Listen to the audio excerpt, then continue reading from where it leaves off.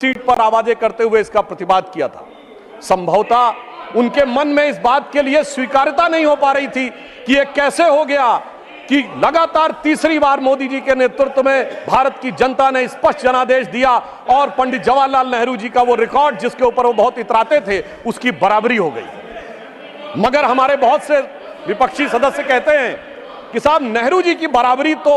मोदी जी से नहीं हो सकती। तो सभापति महोदय, मैं आपके माध्यम से कहना चाहता हूं कि तीसरी बार मोदी जी चुन के आए हैं और ये मैं भी मानता हूं कि नेहरू जी और मोदी जी में बराबरी नहीं हो सकती, इसलिए तीसरी बार आने पे मैं सिर्फ 3 बिंदु दूंगा जिस पर हम मानते हैं कि नेहरू जी और मोदी जी की बराबरी नहीं हो सकती। नंबर 1,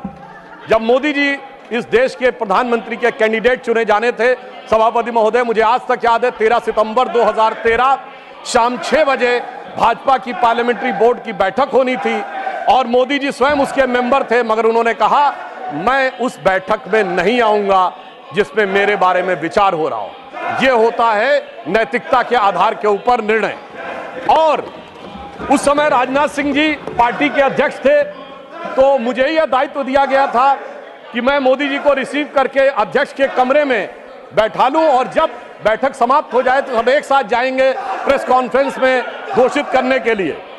और महोदय, पूरा पार्लियामेंट्री बोर्ड एक मत था, सारे कार्यकर्ता एक मत थे और पूरा देश एक मत था और तब प्रधानमंत्री के कैंडिडेट मोदी जी घोषित हुए।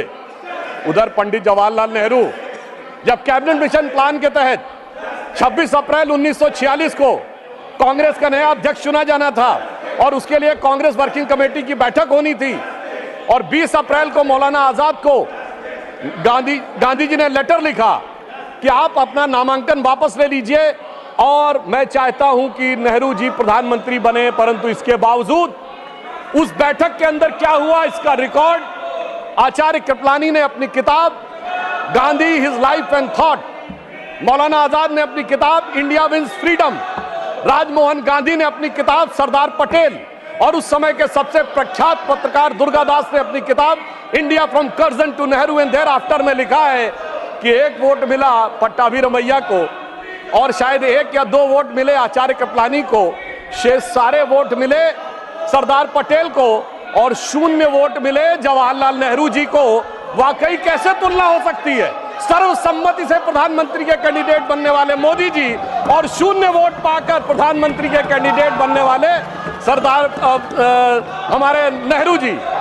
एक वो नेता जिसको पूरे देश ने नेता माना, एक वो नेता जिसको उसकी पार्टी में किसी ने नेता नहीं माना। इसलिए वाकई तुलना नहीं हो सकती। बल्कि मैं तो कहना चाहूंगा, आज खड़गे जी अध्यक्ष बनना था